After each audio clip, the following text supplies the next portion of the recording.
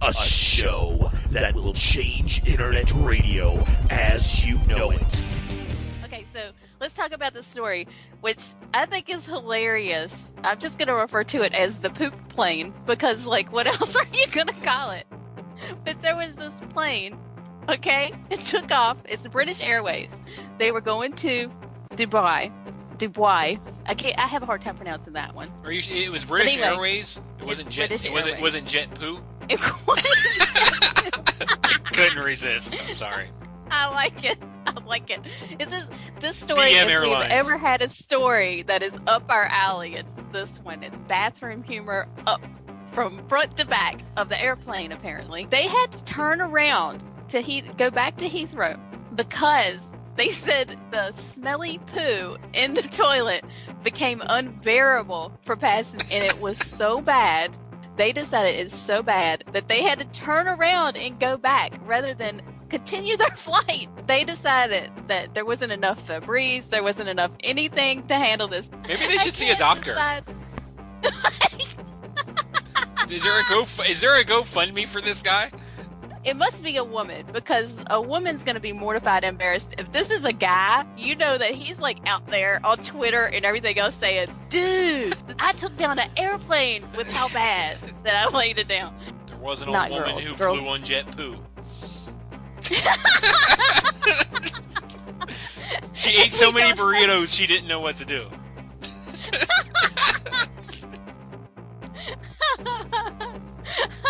So we turned the plane around because they made a big stink. We've just made it into a haiku at the end, but there had to be something. Real Serious Nonsense, Mondays, 9 p.m. Eastern Time, now on K98 Talk. K98 Talk is expanding its lineup for 2015. This means we are expanding our advertising base. Whether you're a startup trying to push through to the next level or an established business trying to supplement your advertising budget, web-based advertising is a solid investment. Thanks to Talk's newest partnership with TuneIn Radio and instant access to our sister station, K98 FM, we give you worldwide access at a reasonable cost. Interested parties should email us at sales@k98fm.com.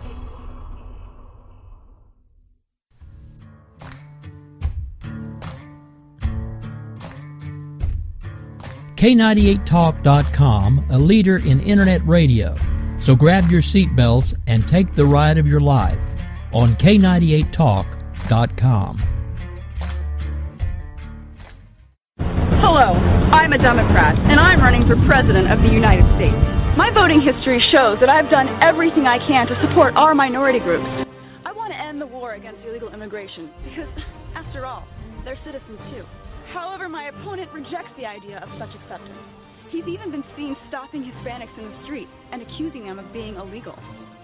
From drafting legislation to give free food stamps and welfare, to personally distracting the Border Patrol for easier passage, I am truly here for the people. Like the draft? Like this too. And yes, it's true that I voted in favor of funding for Planned Parenthood.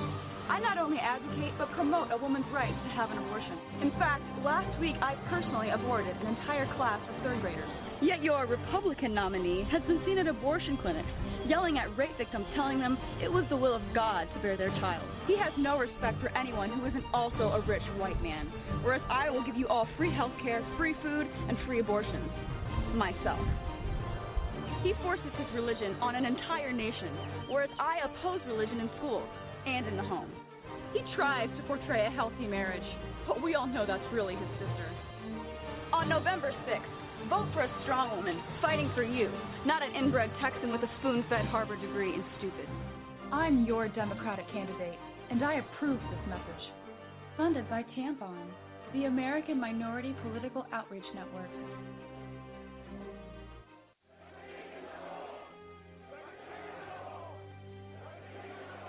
Rob Stark. He's the biggest celebrity in the North. But his father was a traitor. He arrested his own mother. His bastard brother deserted the Night's Watch. And he couldn't defend his own castle. Worst of all, Rob Stark hasn't stopped the wildlings from invading our lands and taking our jobs.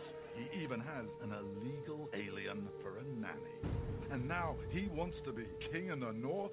King? Some people say he's really a wolf. Some people say he eats dead people. We can't wait until it's too late. Send a raven to Winterfell now and tell Rob Stark to go back home. Stop eating dead people and defend the damn wall. This ad paid for by Crossbows GPS. Daenerys Targaryen. She says she is the mother of dragons. But would you trust her with your kids? Her father was a maniac. She palled around with Dothraki terrorists. She asked the city of Karth for a government bailout.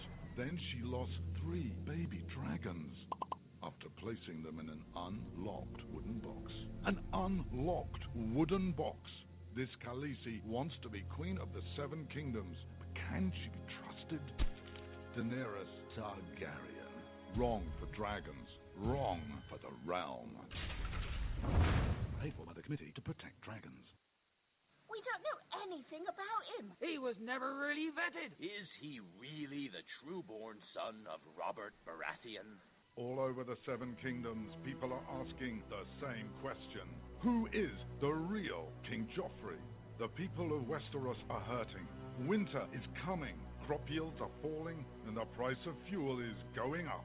The cost of peat moss is through the thatched roof. And this young and inexperienced king takes advice from a whoremongering imp and has launched an illegal war in the north? What is King Joffrey hiding? This is not our kind of family values. King Joffrey. What a bastard. What a bastard. Paid for by the Baratheons for freedom. On the battlefield, there's a saying America's military men and women live by. Never leave a fallen warrior behind. Ever. Off the battlefield, Wounded Warrior Project operates with the same goal. We leave no warrior behind. Wounded Warrior Project is a non-profit organization created to help our men and women returning home with the scars of war. Whether those scars are physical or mental, we're here to make sure that they heal. And whether it's helping those with post-traumatic stress disorder live a normal life again, or giving much-needed support to injured warriors in veterans' hospitals. Because no one deserves our help more than the men and women who risk their lives to keep us safe. Wounded Warrior Project. We never leave a fallen warrior behind. Ever. Learn more about what we do at woundedwarriorproject.org. The following letters were written by our troops. My dear fellow Americans, I truly appreciate your support. I was starting to wonder if people had forgotten about us over here, but then one of my buddies showed me this website, and now as tears are streaming down my face, I can see for sure that you haven't. Private Emily B., U.S. Army. It's so heartwarming to see the American people not letting the men and women of the armed forces be forgotten. Your letters make a group of grown men, battle-hardened and gruff, act like a bunch of kids around a Christmas tree. Thanks. Staff Sergeant Matthew H., U.S. Army. Your support may be the most important thing our troops can carry with them. But don't take our word for it. Take theirs. To show your support, visit americasupportsyou.mil. Brought to you by the U.S. Department of Defense and the Ad Council.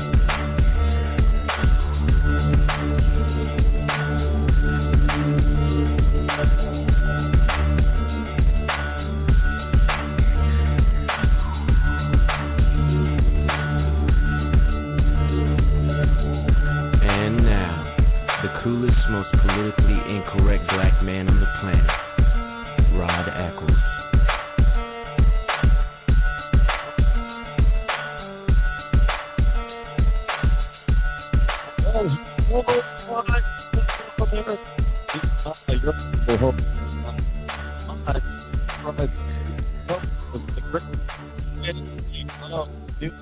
Where the big motto is still live free or die. It is not a big government or bust, and I know because, of course, as I do every day, I checked today, and it has not changed. It is Hump Day, Wednesday, April the 8th, in the year of our Lord 2015, and we had snow here in New Hampshire.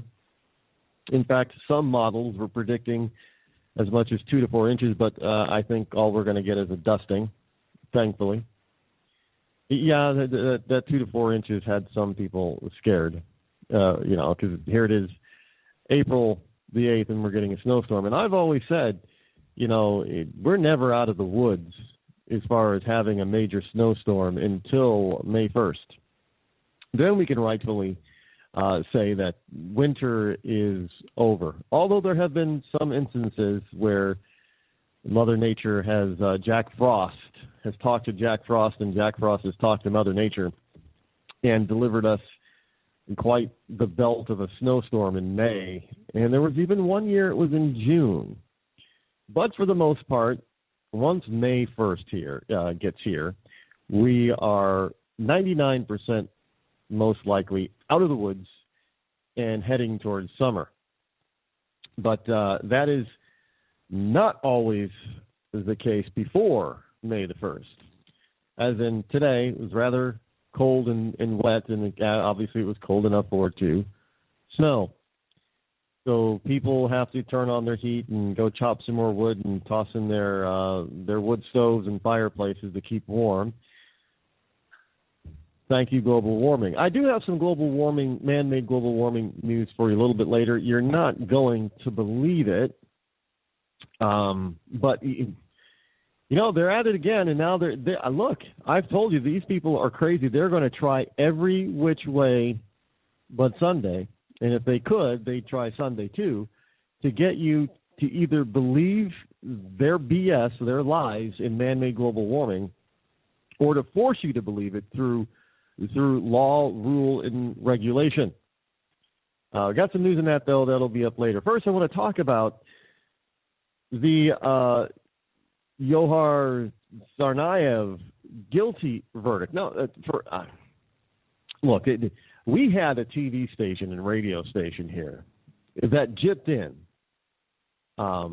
programming to talk about nothing because there was the jury says they have a verdict.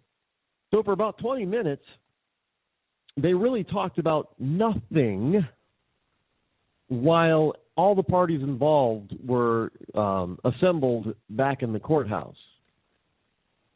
Look, I understand it's an important case, but it's not that important because I don't think anybody was surprised by the outcome.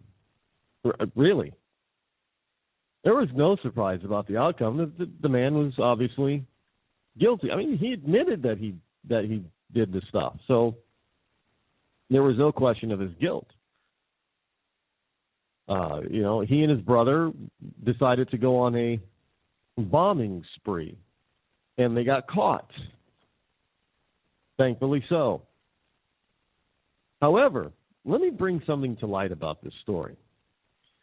We all talk about how, this guy's, justice has to be done. This guy's got to pay. And now, since the verdict is in, he's guilty on all 30 counts, which some of the counts are really stupid. Because, and this goes to prove, this is a side note, this goes to prove that we have too many laws on the books. Because, let me give you an example. Let's say it's late at night, there's nobody on the highway, you're doing 75 and a 65. Well, you get pulled over and you get a speeding ticket for doing 75 and a 65, right? Right. Well, maybe the officer who pulls you over decides to give you a ticket for reckless driving. And then maybe he decides to give you a ticket for, using a dangerous instrument or something. Now, you didn't do anything differently. All you did, you weren't driving dangerously. All you did was drive 75. But we have at least 3 laws that you've just broken with one incident. See what I'm saying? There's too many laws in the books. And just because there were 30 counts doesn't mean that he did anything any worse. It's just that there are so many laws in the books that, if you jaywalk now, it used to be that you just got a ticket for jaywalking, not crossing at the crosswalk. Now it's, jaywalking. It's endangering a motorist. It's, endangering the welfare of your own being or what have you. There's just a ton of things for doing one thing. That's all it is. And that actually leads to oppression. That type of legal system, law system, leads to oppression because there's just too many laws. I think, just 1 or 2 of the laws was probably enough to get this guy.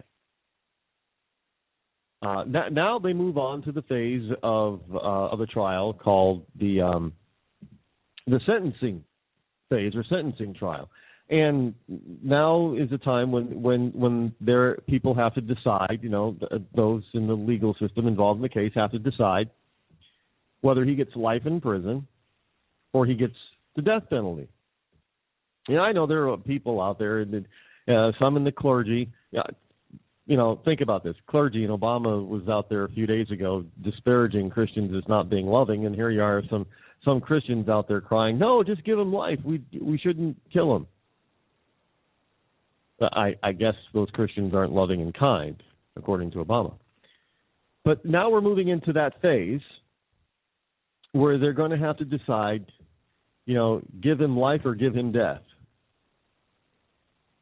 And look, I would be shocked because of the current revenge mentality over his shocking crime.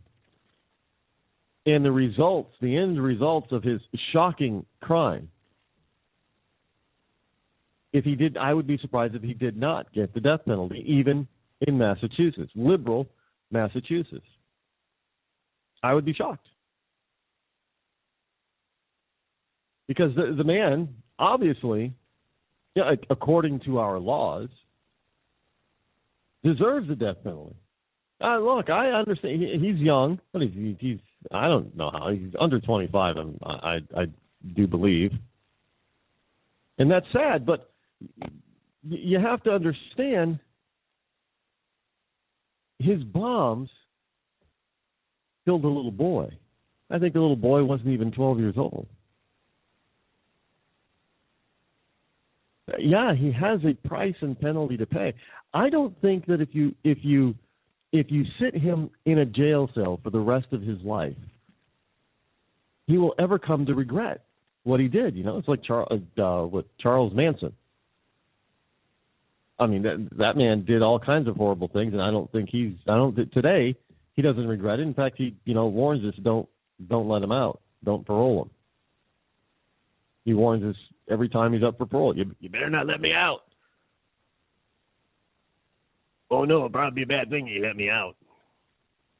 But for Tsarnaev, there are a lot of, 3 people that died in the bombing, plus a police officer was killed by his brother, not by him, but still, due in part because of him.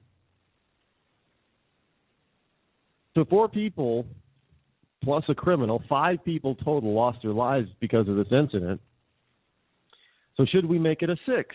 According to the law, I have no issue with putting him down. I don't. Even as a Christian, I can say it simply because, look, I'm to forgive him because I am a Christian. But that doesn't mean forgiveness, you just let him go. And it doesn't mean you forget. That's something different. You can still forget, you can forgive somebody for wronging you. It doesn't mean that you forget it, and it doesn't mean that you put yourself in a position where you allow them to do it again. For instance, you have your child, let's say. Your 20-year-old child is living with you. And there's money sitting on your dresser, say $100. And your 20-year-old child is out of work or looking for a job, what have you, coming home from school, what have you. He wants money. He sees your $100 on your dresser, and he takes it.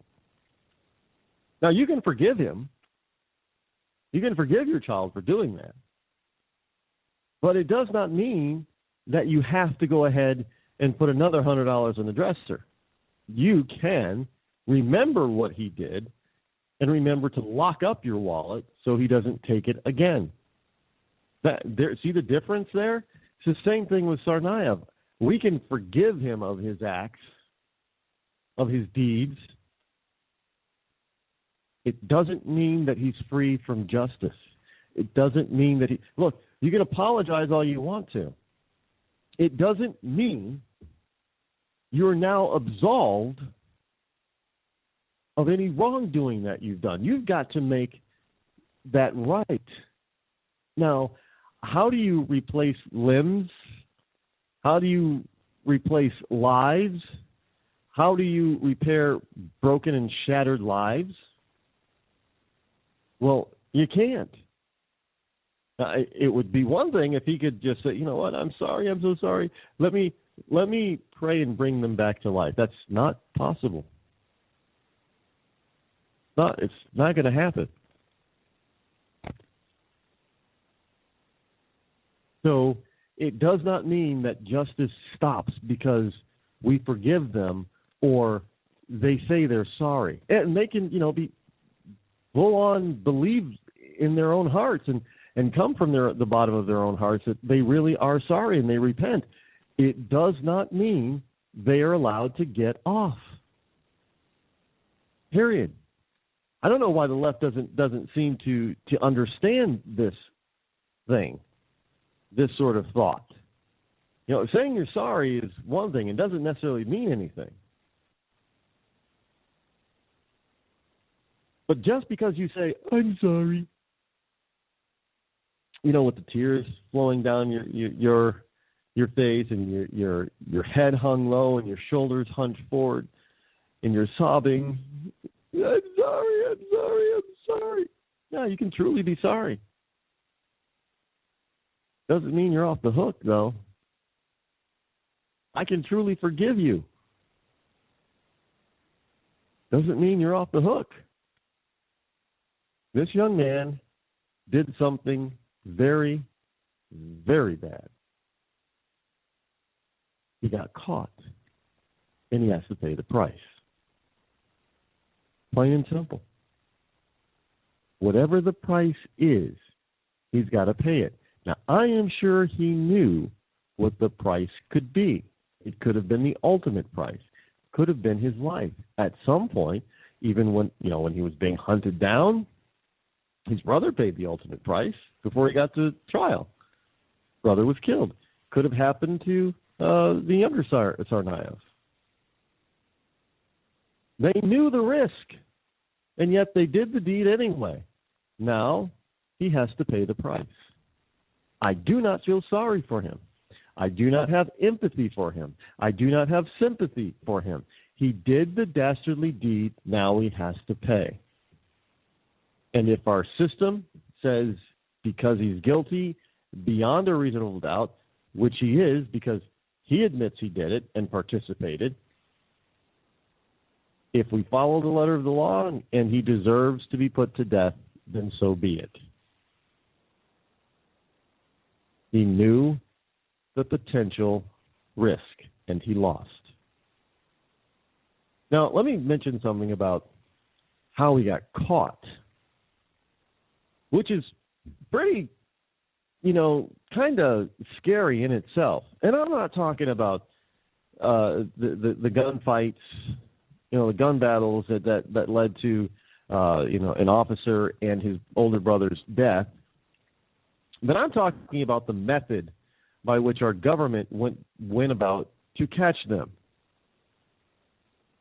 Now, you have to understand that Boston and a few communities were basically put on martial law, curfew. You weren't supposed to be out in the streets. And this was just for a crime, folks. I mean, we have to get the bad guys, so they were telling us.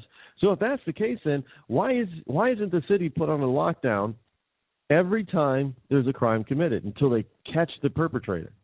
This is what they did.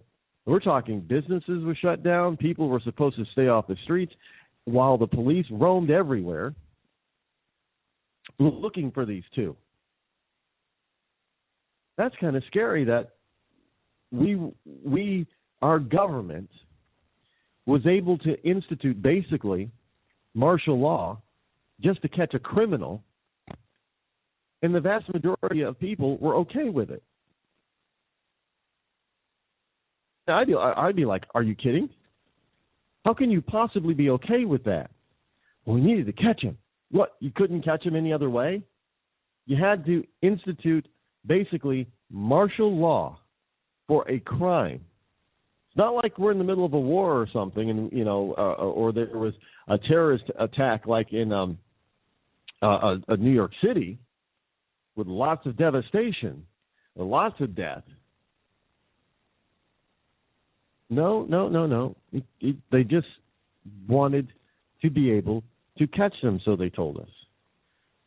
What it really was a test to see how the American people, at least some populations, would be willing to accept a martial law imposition for just about any reason. And all they have to do now is just say, the next time they want to do something like that, is just say it's for public safety. Hey, this was for the public safety that we had this imposed this travel ban and quarantine and curfew so people wouldn't get hurt by the cops, basically. But I'm saying to myself, you guys are accepting this?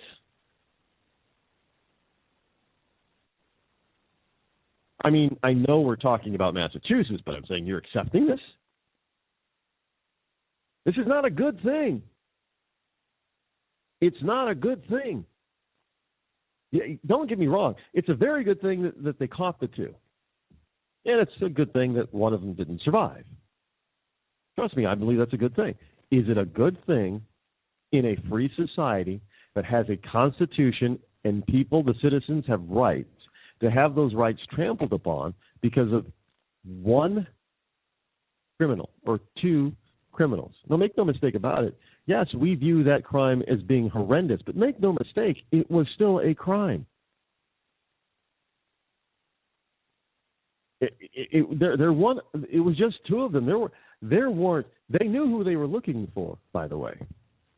So it's not as if they're thinking, well, like New York City, there were 19 hijackers. Well, what if there are that many in Boston? No, they knew who they were looking for. They knew there were two that they were after. They knew what they looked like. They knew their names. They knew who they were. Law enforcement at all levels knew who they were looking for. But yet and still, they decided to impose this quasi-martial law and impose an entire city or two or three to shut down. And people eagerly went along with it. Now you gotta be reminded of this from time to time. Benjamin Franklin, and I quote him loosely, those who give up a little bit of liberty to secure more security deserve neither liberty nor security, and indeed will not have either liberty nor security. Because you have to understand, you can probably say, well, hey, all these criminals are running amok. Well, who's a bigger criminal? The street thug or the government agent? The street thug is violating your human and constitutional rights. Absolutely. But why is it different when a government agent does exactly the same thing? There is no difference. It's one and the same. Another human being is trying to tell you that you don't have any rights except the rights that they allow you to have. Hey, think about it. You don't have any rights because the government gives you rights. Well, that's not what our Constitution says, but this is what they're trying to make you believe, and all too often, many of you do believe this. The government grants rights. Therefore, if the government grants you a right, it can take that right away. It can decide that you don't really have a right, but it's a privilege to be able to do this, or that. Again, that is not what our Constitution says. But yet what Massachusetts did when searching for the Tsarnaev brothers is they were saying, you know what? We are suspending your right to be free and travel free around the city. You don't have that right. Well, actually, you do. But because so many people believe that the government gives them rights, therefore giving the government power to take away that right, they didn't even question why the government needed to shut down the city just to find two people. Why did they need to shut down the city to find duo people? They didn't have to shut down to do that. They shouldn't have shut down to do that. They did shut down to do that. And in so doing, even though they caught their criminal, or their two criminals, they committed a bigger crime upon a lot more people.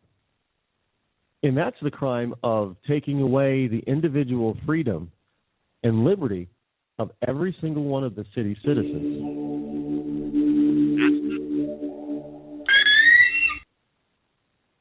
Come on down to the newest pub in Texas, Rednecks, where our beer kegs are always full. Don't ask what brand it is, because it all tastes like warm piss. So if you're celebrating a special occasion, like marrying your sister, I do. I did, or being named Employee of the Month at Walmart, you're going to want to come celebrate with us at Redneck's Bar and Cantina. And remember, every Friday and Saturday, we have our famous tooth contest. Whoever has the most teeth wins a pair of John Deere mud flaps and a buttery corn on the cob. There's plenty of parking space to drive your house over to Redneck's and come on in and have a hell of a time. We're located right next to Big Al's truck stop, right across the street from the KKK headquarters. Homos and minorities not welcome. In a world where beer is served warm and flat, there is only one hope for beer drinkers. The Wooden Tap Bar and Grill presents Perfect Tap, an epic invention that ensures your favorite draft beer tastes better here than it does anywhere else. Critics call Perfect Tap mesmerizing. This is the way draft beer is supposed to taste. If you drink just one beer this year, make sure it comes from Perfect Tap. Now pouring exclusively at all 4 Wooden Tap locations. Wooden Tap! Come as you are. Ripper the Clown may be a cartoon character come to life, but do you trust him with your votes on November 4th? Ripper the Clown wants to be mayor, sheriff, comptroller, and senator of Ripper County, but in a recent debate, he admitted that he didn't even know what a comptroller was. And then he offered free gas cards and fast food gift certificates to anyone who voted for him. He also offered free autographed copies of his new award-winning zombie novel, The Life and Times and Zombie Apocalypse of Ripper the Clown, for those who cast votes in his favor. These are all violations of America's occasionally enforced voting laws. Do you want this inexperienced and sneaky clown with his finger on the button? Don't vote for Ripper the Clown. Paid for by people who hate Ripper the Clown. The people who hate Ripper the Clown are responsible for the content of this ad. Let's talk about Bob Sweeney, Lambert, Bentonhausen, Kavanaugh, Rope Puller, Havisham, McDougal, Subway, Bentley, Kavanaugh, Buffalo, Nickel, Jones, Rosenberg, Radio Frequency, Smith. What do you know? Did you know that he's a naval hero? He single-handedly fought the Battle of Trafalgar in the waiting pool at the community center, freeing us from French tyranny. Did you know that he's an adventurer? Fighting the elements, he climbed Mount Everest in the frozen food section of the local grocery store to prove that anyone can achieve their dreams. He's a humanitarian. He found another cure for smallpox when, on a rainy day, climbed his aluminum ladder to the power lines to rescue a stray sperm whale. An energy pioneer. He discovered an unyet-named natural resource when he chewed the gum from underneath all the tables at the local pizza joint. And did you know that the only salary he takes is a few pieces of string, peat moss, and the occasional crow feather? Naval hero, adventurer, humanitarian, energy pioneer, and philanthropic volunteer. That's Bob Sweeney, Lambert, Bettenhausen, Kavanaugh, Rope Pillar, Havisham, McDougal, Subway, Bentley, Kavanaugh, Buffalo, Nickel, Jones, Rosenberg, Radio Frequency, Smith. On Tuesday, remember to punch number 7 and vote for Bob Sweeney, Lambert, Bettenhausen, Kavanaugh, Rope Puller, Havisham, McDougal, Subway, Bentley, Kavanaugh, Buffalo, Nickel, Jones, Rosenberg, Radio Frequency, Smith for Village Idiot. He's what this city needs to feel better in the eyes of the world. Paid for by the Friends of Bob Sweeney, Lambert, Bettenhausen, Kavanaugh, Rope Puller, Havisham, McDougal, Subway, Bentley, Kavanaugh, Buffalo, Nickel, Jones, Rosenberg, Radio Frequency, Smith.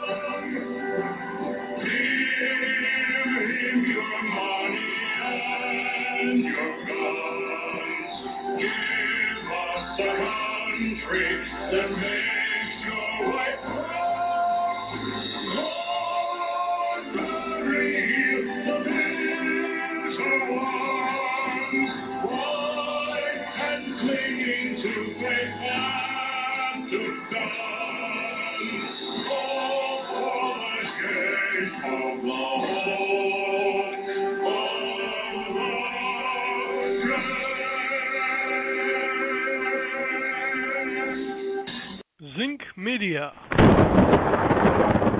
Feel the power of knowledge.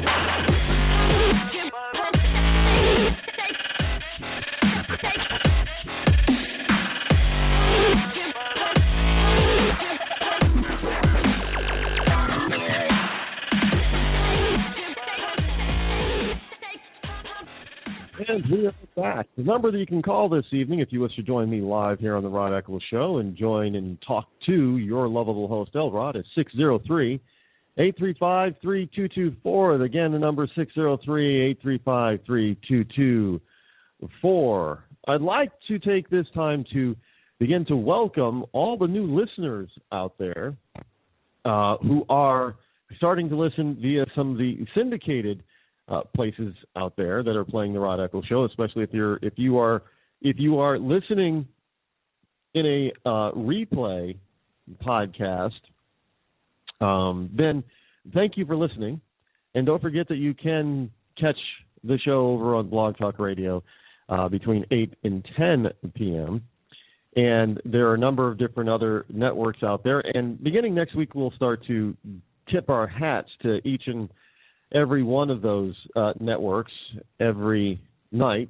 So we'll give a quick 30-second blurb to each one, a different one every night, because really want to thank them for coming on board and seeing what we have to offer here, and thank them for believing that I have a voice that needs to be heard. And so and I thank them for thinking that, giving me the opportunity to do that. It is an honor. It is a true honor, and I will strive to live up to the excellence. Now, again, every once in a while, I'm sure there are going to be technological glitches, but we are working to make sure that those do not pop up. I am not I don't give up, by the way. I'm not one that gives up easily. In any event, hey, everybody's talking about this nuclear Iran deal, and a lot of people are not happy with it. And if you listen to Obama talk about this every once in a while, you'll get you'll kind of get the gist that, well, maybe he's not all that thrilled about it either. Or maybe he just doesn't. He's not thrilled about the criticism about it. And, I find it funny by listening to a lot of the pundits and a lot of people who called in the various different talk shows over the past couple of days about this thing. And it's kind of interesting that people would just sort of give up for one main reason. Because they say, well, hey, they're going to get it anyway. What difference does it make if they get it now or if they get it in 5 years or 10 years or 15 years? They're going to get it. And then they'll follow up with, well, the Soviet Union, the old Russia had nuclear weapons, and they never used them. So they're comparing apples and oranges here. What they're saying, what they're failing to realize is that the old Soviet Union, which it included Putin, by the way, he was KGB. The old Soviet Union, they didn't want to die. They were, just dictators and Marxists and that type of thing. They wanted to rule over people. They didn't want their people to die, and they didn't want to die. The difference with the Iranians here is, so with the Russians, with the Soviets, there was this idea of mutually assured destruction. Okay, Soviet Union, if you launch, we're going to launch. And we have just as many, if not more, nukes than you do, so you probably will not survive this exchange. A great number of your fellow citizens will not survive this exchange. So there was this notion of mutually assured destruction. So the Soviets realized by having a nuclear war, they couldn't win. You ever see the movie War Games? In the end, the computer is going through all these different scenarios and then comes up with the fact that it's like tic-tac-toe. You can't win.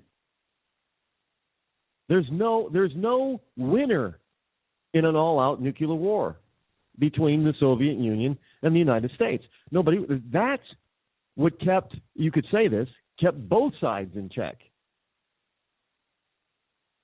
Seriously. But now, with Iran, they don't have the same moral mentality as the Soviet Union. This is why you cannot let them have a nuclear weapon ever, because they believe, their form of Islam believes, that at least within the Middle East, but the whole world, in order to bring in paradise on earth, this old earth has to go out in war and fire and destruction. They want to die so they can achieve and get, be martyrs and get their 72 virgins and all that kind of stuff in a utopia. They want to be the heroes so that Allah will put them here in his utopia. That is what they believe. They want to usher in the utopia. If they get the bomb,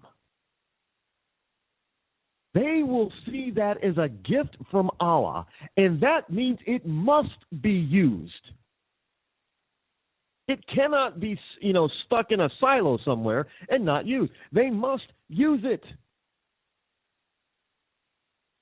They have to go ahead and try to destroy Israel. They have to try to destroy all the infidels, which includes the entire West and the United States. They have to destroy us. If they have a weapon that can do that, you better believe they will try to use it. So this stupid, idiotic notion, well, hey, the Soviet Union's had them, and we didn't get into a nuclear war with them. Look, this is different. We're talking apples and oranges here. It doesn't really take a rocket scientist to figure this one out. I don't know where even some people on the right have this mentality, which is driving me insane. I mean, are you really trying to tell me that you believe that the mullahs in Iran are exactly like, the old Soviet Politburo? Really? You believe they're like Khrushchev or Lenin or, hey, Lenin was a pretty badass, He killed millions of Russians to get his way. Gorbachev. You think the mullahs are like Gorby? This sort of, they're not thinking. They're following some stupid mainstream media soundbite that, it's no big deal. What you're going to end up with is a nuclear arms race in the hands of bunches of dangerous countries that should not ever have them, because they do not have the discipline nor the moral compass to control their urge and itch to push the damn button. I mean, this is so bad that you've got two former secretaries of state from diametrically opposed administrations, Henry Kissinger and Charles Schultz. Now, if you don't know who Henry Kissinger is, he was the Secretary of State, I do believe, for Nixon, Richard M. Nixon, and Schultz obviously was, actually he was under Reagan. Why is my mind going blank on Schultz? I was actually trying to think of Colin Powell, but under Clinton, but Colin Powell and Schultz definitely do not look alike.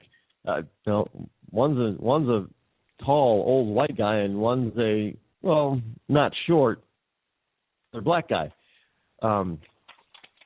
They definitely don't look alike. But here you have, but their ideas, let's be honest. Kissinger, it does not, and we've seen what Kissinger believes in over the years, is not really Reagan-esque. He's not.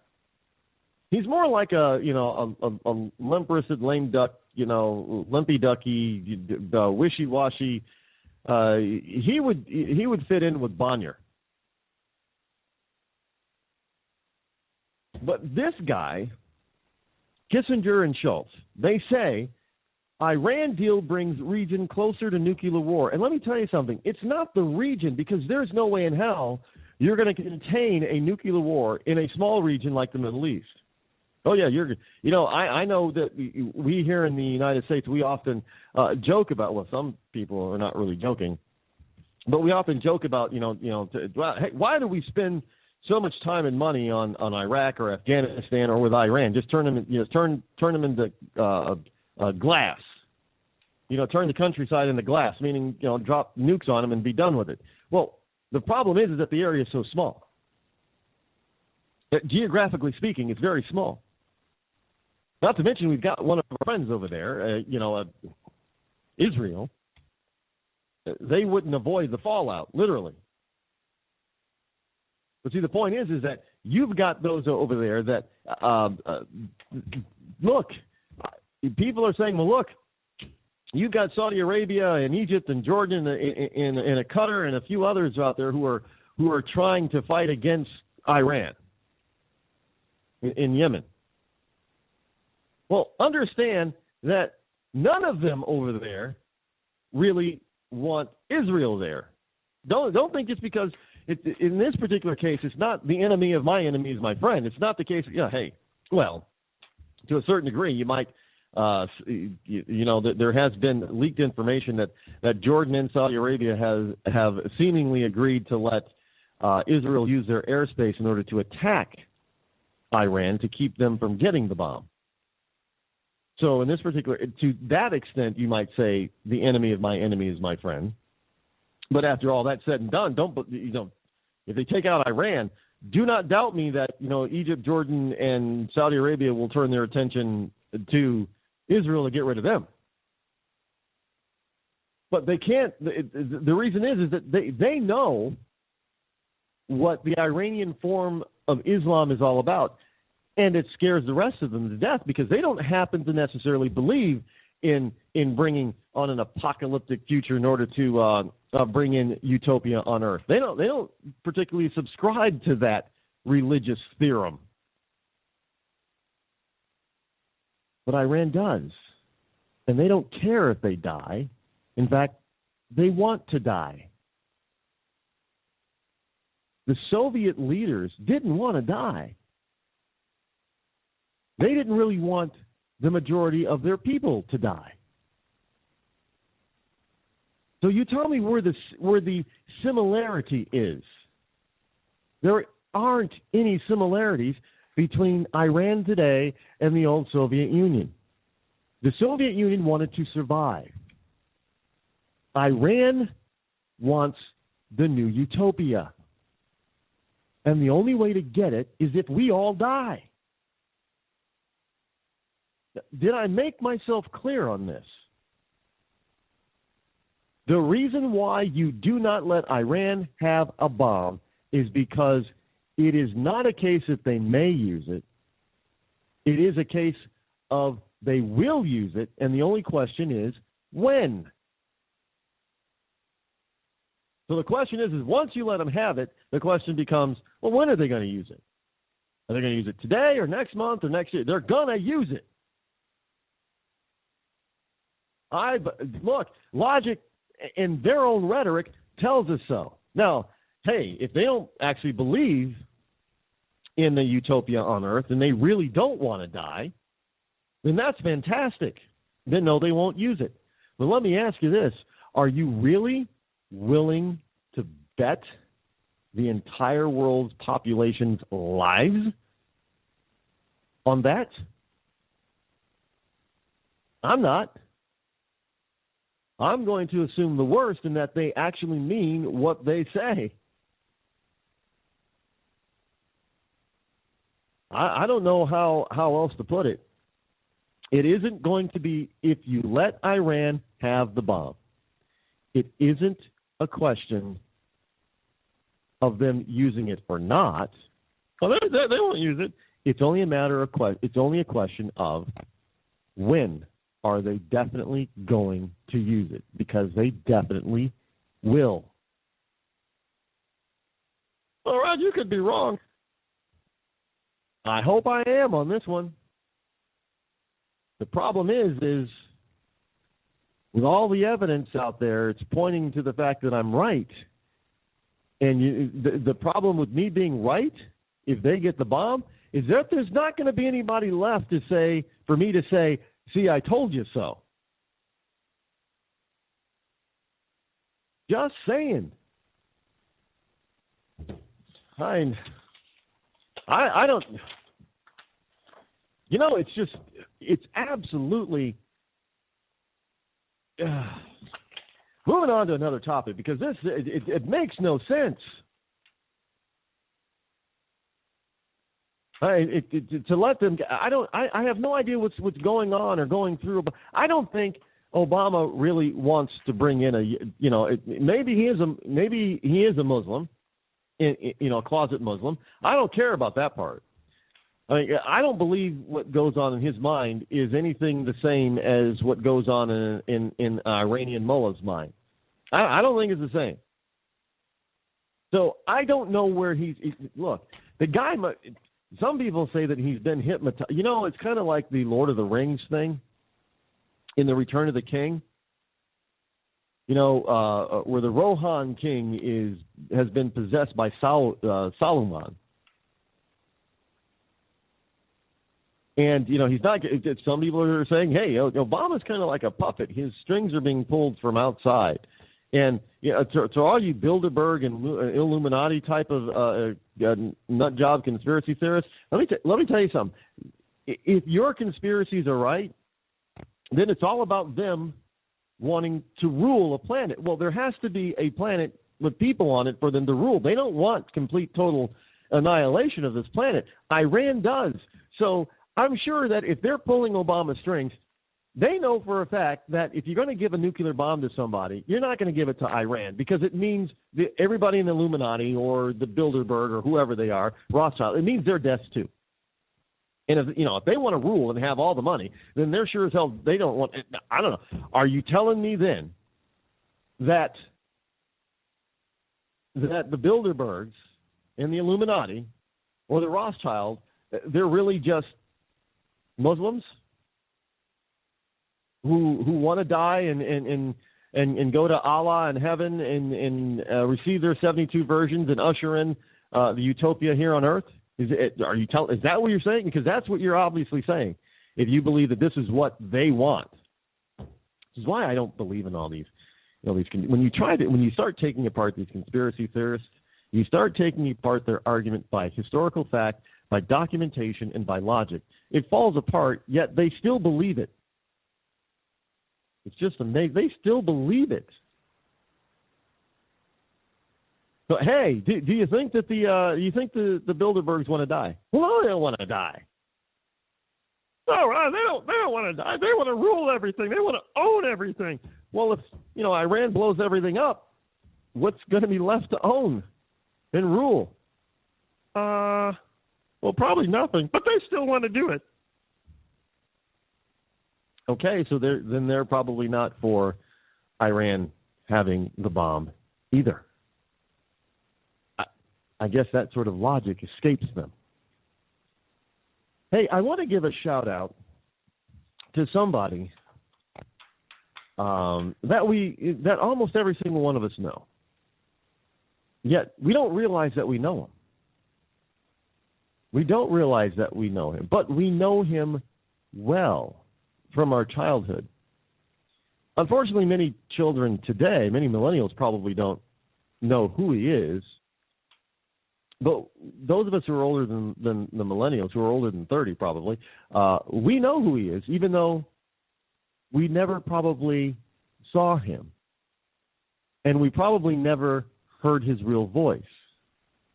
Kind of like Rich Little, the impersonator comedian. The man was so good at doing so many different voices that there are people that didn't really know what his real voice sounded like.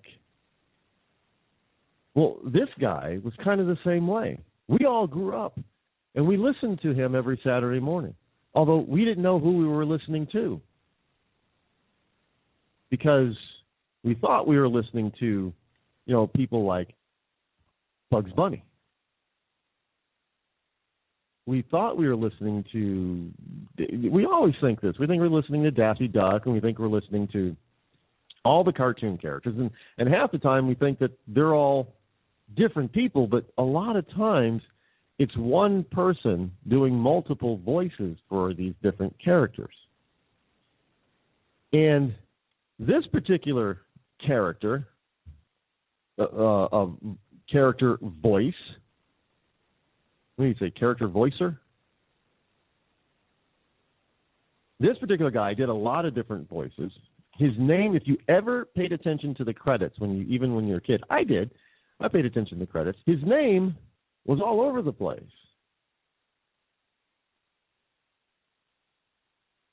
He's a popular satirist, and he's also known as the voice of Looney Tunes. In reality, he was a voice actor. Stan Freberg was 88 when he passed away earlier this week. Stan Freberg, basically he skewered pop culture and McCarthyism with his satirical records and did cartoon voices for nearly 6 decades. Passed away of pneumonia and respiratory problems in Santa Monica. He was 88. Back in November, Mr. Freberg was honored by his many friends at the Egyptian Theater in Hollywood. Harry Shearer was the host, and Steven Spielberg and Tom Hanks sent a video tribute from location in Germany. It was the best evening of his life, so said his wife. He loved it. He was an incredible man. He did the voices that none of us will ever forget. He began his 6-decade career doing impersonations on Cliff Stone's radio program back in 1943. Then he soon began voicing the characters of Warner Brothers cartoons, working with the genre's king Mel Blanc. He voiced Junior Bear, Beaky Buzzard. You know Beaky Buzzard. Nope. And Tosh, one of 2 goofy gophers opposite Blanc. But perhaps the young actor's most enduring portrayal was the seemingly Slow Pete the Puma, one of my favorite Looney Tunes characters.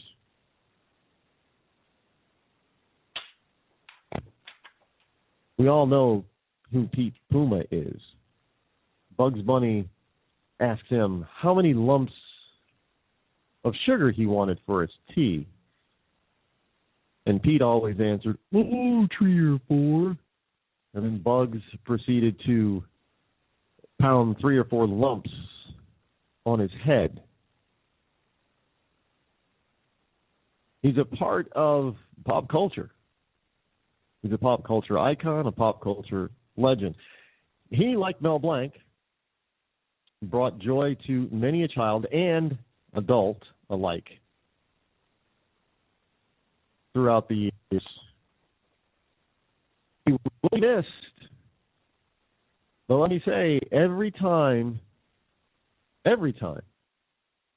you happen to turn on the TV and you happen to turn on the Cartoon Network or whatever station or network that you're watching, and you happen to see a cartoon that would happen to be a favorite of yours back in the day, why don't you hang around long enough to see the credits of who's voicing your favorite characters?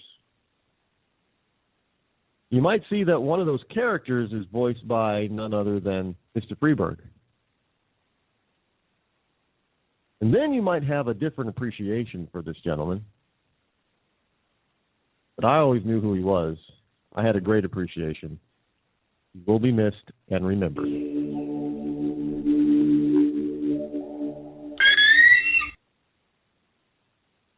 Hello, I'm a Democrat, and I'm running for President of the United States. My voting history shows that I've done everything I can to support our minority groups. I want to end the war against illegal immigration because, after all, they're citizens too.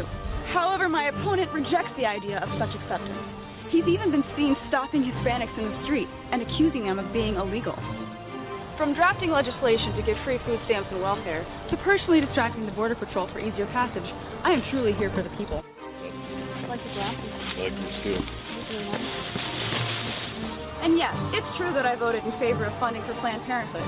I not only advocate, but promote a woman's right to have an abortion. In fact, last week I personally aborted an entire class of 3rd graders. Yet your Republican nominee has been seen at abortion clinics, yelling at rape victims, telling them it was the will of God to bear their child. He has no respect for anyone who isn't also a rich white man, whereas I will give you all free health care, free food, and free abortions. Myself. He forces his religion on an entire nation, whereas I oppose religion in schools and in the home. He tries to portray a healthy marriage, but we all know that's really his sister. On November 6th, vote for a strong woman fighting for you, not an inbred Texan with a spoon-fed Harvard degree and stupid. I'm your Democratic candidate, and I approve this message. Funded by Tampon, the American Minority Political Outreach Network.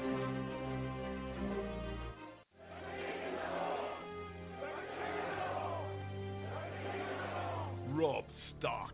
He's the biggest celebrity in the North. But his father was a traitor. He arrested his own mother. His bastard brother deserted the Night's Watch. And he couldn't defend his own castle. Worst of all, Rob Stark hasn't stopped the wildlings from invading our lands and taking our jobs. He even has an illegal alien for a nanny. And now he wants to be king in the North? King? Some people say he's really a wolf. Some people say he eats dead people.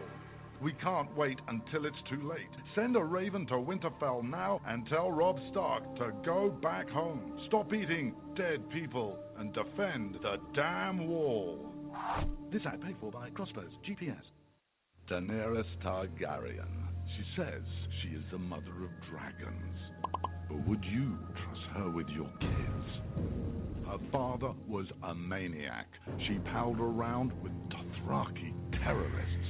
She asked the city of Karth for a government bailout. Then she lost 3 baby dragons after placing them in an unlocked wooden box. An unlocked wooden box. This Khaleesi wants to be queen of the 7 kingdoms, but can she be trusted? Daenerys Targaryen. Wrong for dragons, wrong for the realm. Paid for by the Committee to Protect Dragons. We don't know anything about him. He was never really vetted. Is he really the true-born son of Robert Baratheon? All over the Seven Kingdoms, people are asking the same question. Who is the real King Joffrey? The people of Westeros are hurting. Winter is coming. Crop yields are falling, and the price of fuel is going up. The cost of peat moss is through the thatched roof. And this young and inexperienced king takes advice from a whoremongering imp and has launched an illegal war in the north. What is King Joffrey hiding? This is not our kind of family values. King Joffrey. What a bastard. What a bastard. Paid for by the Baratheons for freedom. On the battlefield, there's a saying America's military men and women live by. Never leave a fallen warrior behind. Ever. Off the battlefield, Wounded Warrior Project operates with the same goal. We leave no warrior behind. Wounded Warrior Project is a non-profit organization created to help our men and women returning home with the scars of war.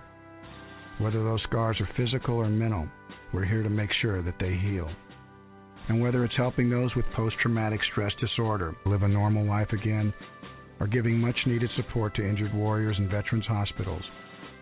Because no one deserves our help more than the men and women who risk their lives to keep us safe. Wounded Warrior Project. We never leave a fallen warrior behind. Ever. Learn more about what we do at woundedwarriorproject.org. The following letters were written by our troops. My dear fellow Americans, I truly appreciate your support. I was starting to wonder if people had forgotten about us over here, but then one of my buddies showed me this website, and now as tears are streaming down my face, I can see for sure that you haven't. Private Emily B., U.S. Army. It's so heartwarming to see the American people not letting the men and women of the armed forces be forgotten. Your letters make a group of grown men, battle-hardened and gruff, act like a bunch of kids around a Christmas tree. Thanks.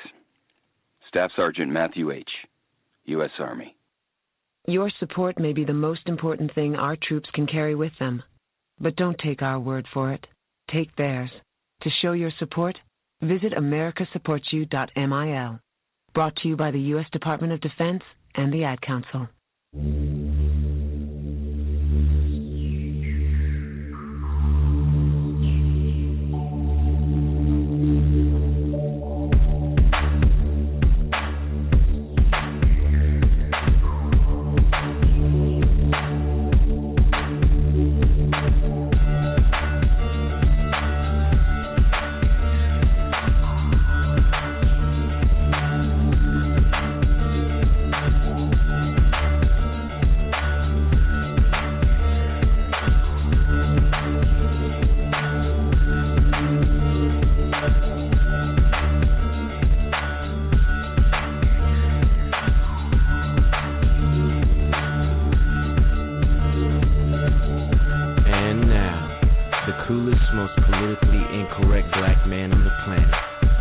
Rod Eccles.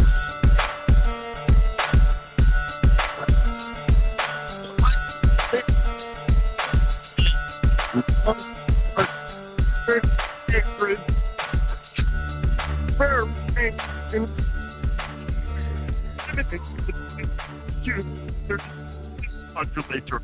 What's happened to the Illusion 236 space modulator? That creature has stolen it. Oh, delays, delays.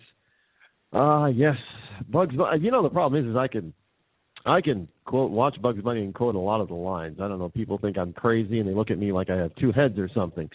Anyway, good evening, my fellow Americans. It is I, your lovable host, Elrod, coming to you live from my bunkerized home studio, where the motto of the Granite State is still live free or die. It is not big government or bust. It's hour number 2 of the show here on this Wednesday, Hump Day, April the 8th in the year of our Lord 2015, as I'm coming to you currently live And, of course, those of you who are listening out there on the podcast, don't forget that you can still call the show live if you are so inclined to do so at 603-835-3224. That's 603-385-3224.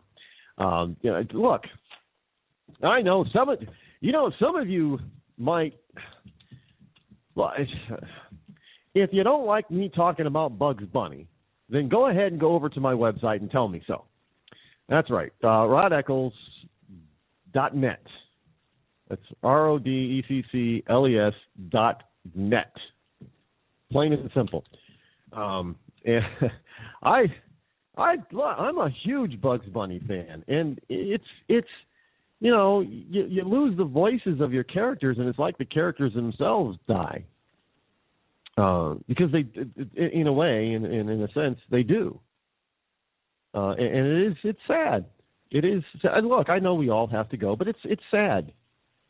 These guys brought, Mel Blanc and Stan Freberg and all the people over at Warner Brothers who put together these Looney Tune cartoons, as well as a bunch of other of my favorite cartoons. Now, I was also a big fan of the Pink Panther, the Peter Sellers movies, as well as the Saturday morning cartoon. The Pink Panther, he was one cool cat, man. I know he was pink. Today, that's not a cool color for somebody to have, but yeah, you try and tell me that Panther wasn't cool. And Hong Kong Phooey was another one that I loved. I loved Top Cat. Anybody remember Top Cat? The original Super Friends. Love that too. Today's cartoons just they don't meet up to the stuff that was done back in the Warner Brothers heydays up through the 70s and even the 60s cartoons. Even if you watch some of the 60s cartoons like Space Ghost, they were very hip at the time. They're very dated because they're very hip and very centered around the 60s and the movement era of the 60s. But don't tell me that you didn't watch Josie and the Pussycats. And don't tell me you didn't watch Scooby-Doo. Now, I have to admit, I didn't like Mighty Mouse, but a lot of people did. Here I come to save the day. And, Freberg, he didn't lend his voice to a lot of those, but the big ones that we remember from Warner Brothers, he did. So, it's pop culture. We talk about pop culture in this show. If today's culture was more, quote unquote, square, like culture of yesterday, our country would be a hell of a lot better off. It really would. I'm not saying going back to the 50s, but hell, just go back to the 70s, man. At least then there was still a sense of self-responsibility and self-dignity. I don't know. We've lost a lot of it today. Let me tell you. Yeah, and I'm reminded in the chat room, Tom and Jerry, one of my favorites. Love Tom. The reason why I really loved Tom and Jerry, because on most of the original Tom and Jerry's, their opening credits reminded me of like I was going to watch a movie. I was starting to watch, and they were hilarious. They were hilarious cartoons, and they were so well done. I mean, Tom and Jerry was they were an amazing cartoon. I know if you look at them today, there's a lot of the era, that they came out of. There's a lot of stereotypes that are in cartoons, and a lot of kids today probably won't get all those stereotypes. I fully understand that. A lot of underlying racism in Tom and Jerry. I get it. They were still hilarious cartoons. But it was what it was back in the day. But it's still one of my favorites. I remember coming home from school, and Tom and Jerry was one of the cartoons that was one of the afternoon TV shows. I don't think they really do that anymore. Remember the afternoon Schoolhouse Special, whatever it was? It came on like once a week or something like that. But those were there. And you know, but my sister liked Popeye. I wasn't a huge fan of Popeye, but I still watched it. It was okay in my book. And there were way too, you know, numerous. I'm probably forgetting a lot. Even going into the 80s, there were some cartoons I absolutely loved, but not so much in the 90s or 2000s. There aren't many because they really started to, excuse my French, suck. Sticking with the pop culture theme right now, and this is something that really does sort of tie into political debate, if you will, especially now with the Indiana thing. Barry Manilow, in you know, some of the younger listeners of the program, they may not really know who Barry Manilow is, but Barry Manilow is a huge musical icon. He got started, I do believe, in the early 70s writing jingles. I think he wrote, you know, all the Pepsi jingles of the 70s. Barry Manilow wrote those, and many, many others.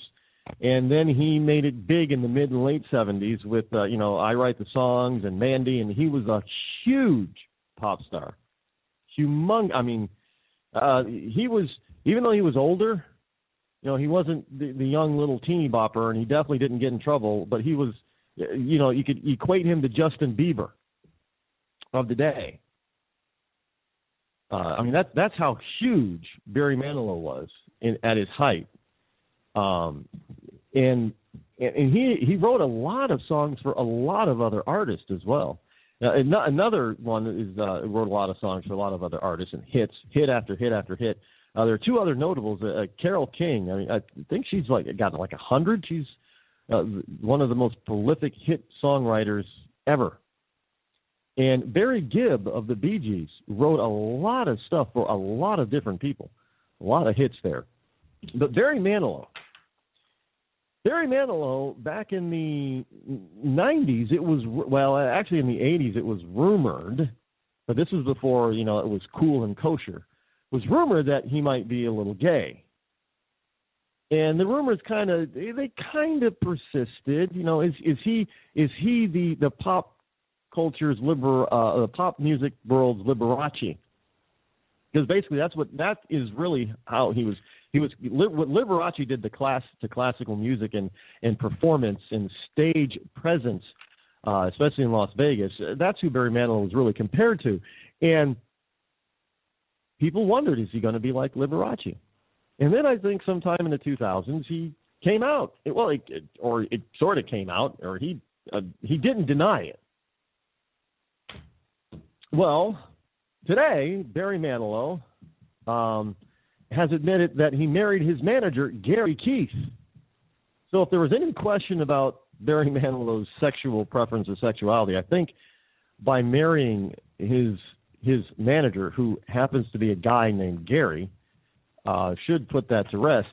And, of course, this is being touted and lauded. Well, look, Barry Manilow is gay, and Barry Manilow can get married. Why can't everybody get married? And gay writes this, and gay writes that. I'm just telling you, this is you know, this is how they use these people. Which, by the way, which is why because some people think that, you know, the stars that are in the closet, they don't need to be afraid to come out anymore. No, they don't want to come out because it's not that they're afraid. They just don't want to be used for the left's, you know, that radical left-wing agenda. They don't want to be used to it. Doogie Howser, otherwise known as Patrick Neil Harris, was pretty clear on that. You know, he once said that he didn't want to get involved in this whole gay rights issue thing because he wasn't sure, and I quote, "I'm not sure if I believe in all of that stuff." In other words, he was referring to he wasn't particularly sure if he believed in all the stuff that the radical left-wing gays and gay agenda were trying to foist upon the rest of us. And indeed, there are a lot of gay people who do not believe in the radical agenda. So they pretty much stay in the closet, not out of fear of being found out, or especially today, because, you know, it's cool. Now, if you're gay. Oh, that's cool. Neil Patrick Harris, he's gay, and he's still a good actor, and he's still cool, and he must be a really good actor because he plays that womanizer Barney on How I Met Your Mother, and you would never ever guess that he was gay from that character, and it goes on and on and on. So it's cool, actually, to come out a little bit today, in many cases, if you're a celebrity, but they don't want to be used for. As a tool or a weapon in this radical left-wing nut jobbery. Look, they're just like the rest of us. They just want to, practice their craft, earn a living, and just live their lives. They don't want to have, they don't want to have their personal lives put out on display for everybody. I know we often say, well, if you're going to be a music or a movie star or something, then you got to know that you're always going to be on display. No, that's not true. And you ask any so-called star if they ever thought that they could not keep their private life, their real private life, private, would they have gotten into the limelight? Most of them say no. Because they believe that what they do in their bedroom and behind closed doors and inside their house is their business. We don't need to know it all. And this is true for the homosexual stars. Oh, sure, fine. Some of them do come out and they say, well, I'm proud, but they don't want to give all the sordid details of their private life. And most of them definitely do not want to be used as a tool or a weapon to advance the radical left's agenda. And we know this is true of Barry Manilow because let's face it, Barry Manilow is an icon. And he could very well be an outspoken advocate if he wanted to be. But he doesn't even talk about it. He doesn't like talking about it. He doesn't want to talk about it. People often say, well, how come some of these stars never give interviews or rarely give interviews? It's because they don't want to talk about themselves. Because they know for a fact that every time they sit down in front of Barbara Walters or any other celebrity interviewer, that they're going to get into their lives beyond the realm of none of your business lines. So they don't give them. They don't give interviews, and I, for one, don't blame them. I'm happy to give interviews, for me, as long as it's based on my show and my political views and based on public policy and this country. But look, I don't like to answer personal questions because they're not anybody else's business. Period. And, look, I understand why some of them, if they don't answer, then they're considered to be rude. Rude. Oh, they're not rude. They're private. And the private part means just that, private. Not public. Not for public consumption. Private. They don't ask the private questions. And look, I don't see Barry Manilow out there doing an interview circuit. Not going around yelling at the top of his lungs, hey, guess what? I'm gay and I got married to a guy. It just sort of came out. But hey, good for him. Look, if that's what he wants to do, and as long as he's not trying to foist or push that on other people, because let's face it, straight people really don't push being straight on other people. You just are or you aren't. But why is it that some small fraction of a minority feel that it's okay to push homosexuality on all of us? And then get mad when we don't accept them. Just saying. Hey, there's some hypocrisy going on out there. some big hypocrisy. And this is in the realm of so-called equal pay or better pay. Hey, we have all these CEOs that are making huge amounts of money. I mean, they're just making all kinds of money. And the people that they employ in their businesses that make them so rich are only making like $8 or $9 or $10 an hour. Why don't they give up some of their money to pay their employees better? Why don't they? And some of these CEOs are out there advocating a raise in the minimum wage. Now, the funny thing is, I don't know. No, maybe I'm wrong, but I don't know of a single company, be they led by a conservative CEO or a liberal CEO, that is paying anybody the minimum wage of $15 an hour or more unless their community has it in law that they have to. I don't believe that there are. Are there? Somebody tell me if there is, because I don't know. But here we have hourly pay for fast food CEOs is pretty astonishing. This is a Yahoo News story. Basically, as legions of fast food workers and their supporters prepare for a major nationwide strike next week, did you know that there was going to be a nationwide fast food worker strike? Well, I guess you're not going to look. They better think twice about this, because have they not seen the videos or heard the 911 tapes of these people going into fast food joints like Kentucky Fried Chicken and McDonald's and not being able to get their nuggets or their fried chicken, and they go off the wall or they call 911. So I don't know if you want to piss off these people, these fast food eaters, because when they want their nuggets or they want their fried chicken, they want it.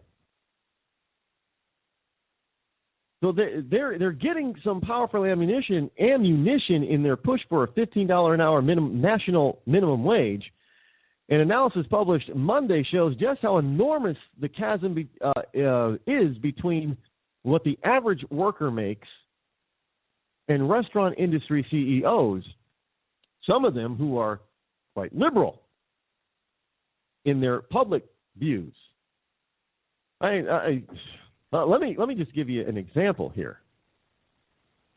Chipotle.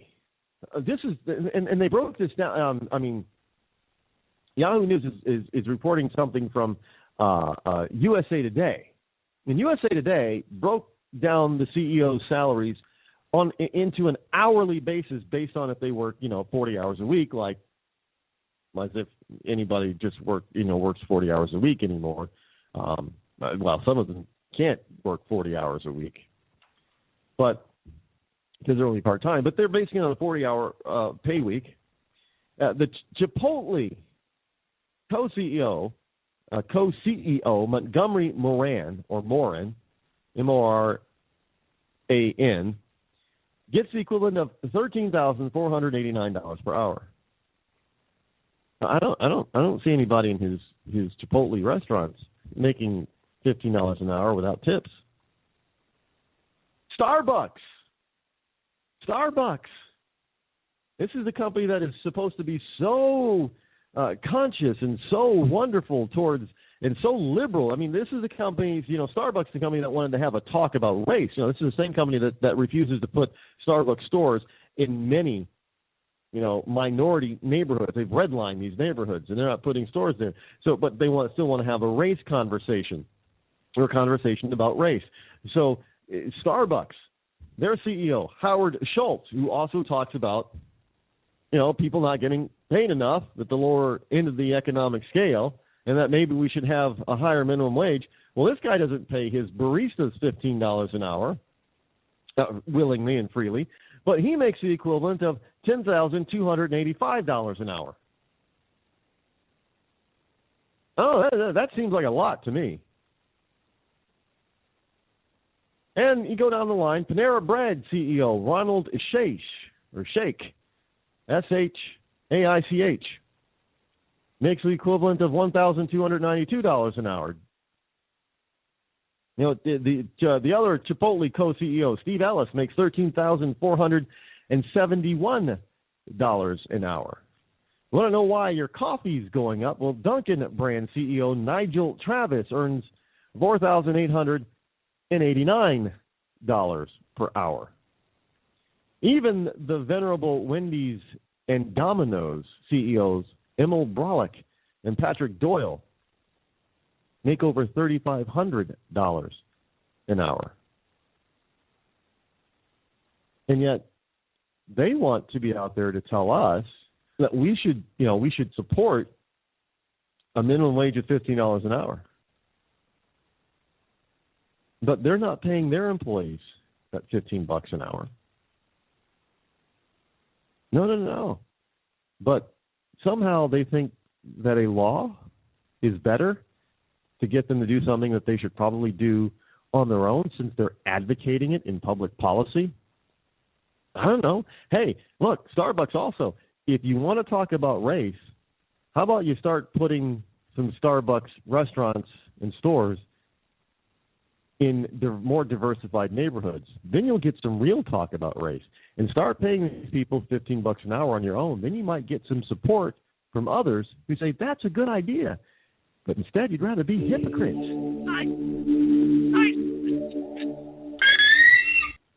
You shouldn't have to pay to talk to the people closest to you, or the people who used to be. That's why Umbrella Wireless is proud to announce the new Friends, Family, and Recent Ex-Girlfriend plan. Now you'll get unlimited calls to your best buddy, your mom, or Cindy, once she realizes that you're seriously meant for each other and should stop screening your calls. Now the 30 minutes of agonizing silence where you're both afraid to hang up may drain your battery, but it won't drain your wallet.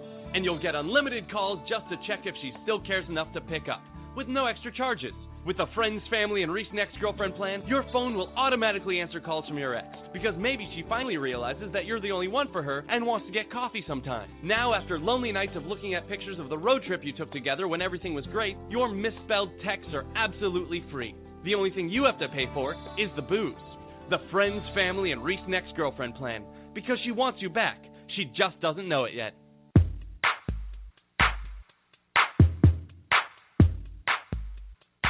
Some people have had changes in behavior, hostility, agitation, depressed moods, suicidal thoughts, or actions while using the U.S. government. Some people had these symptoms when they began a phone call or verbal discourse with the U.S. government, and others developed them after several weeks of interaction, but have improved after stopping for 2 or more days. If you or your family notice agitation, hostility, depression, or changes in behavior, thinking, or mood that are not typical for you, or you develop suicidal thoughts or actions, anxiety, panic, aggression, anger, mania, abnormal sensations, hallucinations, paranoia, or confusion, stop all federal government interactions and definitely do not call your doctor as Obamacare has gone into effect. Also, do not contact the U.S. government if you have any history of depression or other mental health problems, as these symptoms may worsen while trying to get anything done in a timely or efficient manner. When you can't find anything to watch on cable, you get bored. When you get bored, you listen to radio cooking shows. When you listen to radio cooking shows, you invite a friend over for dinner. When you invite a friend over for dinner, you use twice as many beans. When you use twice as many beans, you expel deadly farts that kill your friend's dog. When you kill your friend's dog, your friend becomes unstable. When your friend becomes unstable, you're sued for everything you're worth. When you're sued for everything you're worth, you're thrown to the streets. When you're thrown to the streets, you devote your life to world domination. When you devote your life to world domination, you become an evil fascist overlord. When you become an evil fascist overlord, old friends plot their revenge. When old friends plot their revenge, you are shot in the back of the head. And when you're shot in the back of the head, you miss your jazzercise appointment. Don't miss your jazzercise appointment. Upgrade to Indirect TV. Go online or call 1-800-DIRECT-TV.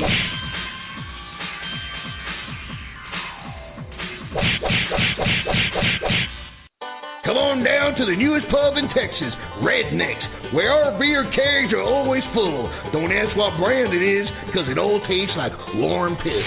So if you're celebrating a special occasion, like marrying your sister, I do. I did, or being named Employee of the Month at Walmart, you're going to want to come celebrate with us at Redneck's Bar and Cantina. And remember, every Friday and Saturday, we have our famous tooth contest. Whoever has the most teeth wins a pair of John Deere mud flaps and a buttery corn on the cob. There's plenty of parking space to drive your house over to Redneck's and come on in and have a hell of a time. We're located right next to Big Al's truck stop, right across the street from the KKK headquarters. Homos and minorities not welcome. Some political watchers are saying this could be the nastiest, most negative election season of all time. This campaign season seems like candidates have taken dirty to a whole new level. When pundits start shouting and politicians start calling each other's names, it can seem like a return to civility is not possible.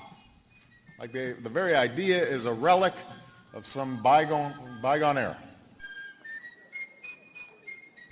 John Adams is a blind, bald, crippled, toothless man who wants to start a war with France. While he's not busy importing mistresses from Europe, he's trying to marry one of his sons to a daughter of King George. Haven't we had enough monarchy in America?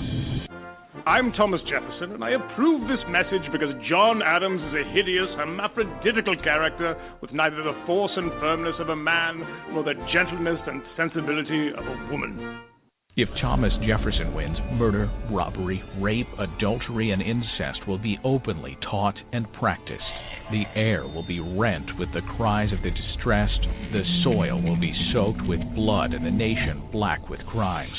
Are you prepared to see your dwellings in flames, female chastity violated, children writhing on a pike? I'm John Adams, and I approve this message because Jefferson is the son of a half-breed Indian squaw raised on hoe cakes, and Hamilton is a Creole bastard brat of a Scotch peddler. The nastiest, most negative election. Candidates have taken dirty to a whole new It can level. seem like a return to civility is not possible.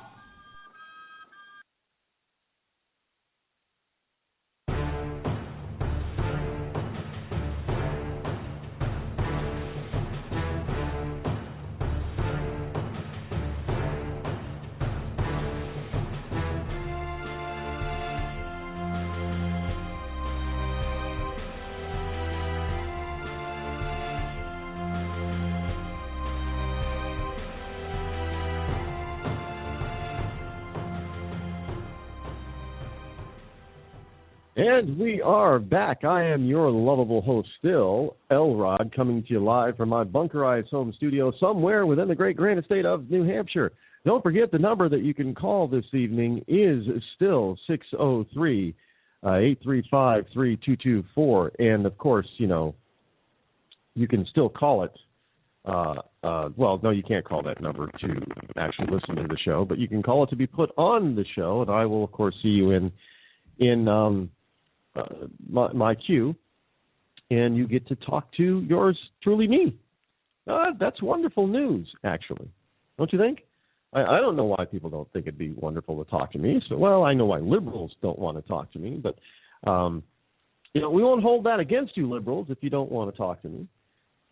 We'll let you stay out there and be quiet, but this is a program that allows you to just go ahead and try to espouse what you think and what you believe, so you don't have to, be afraid.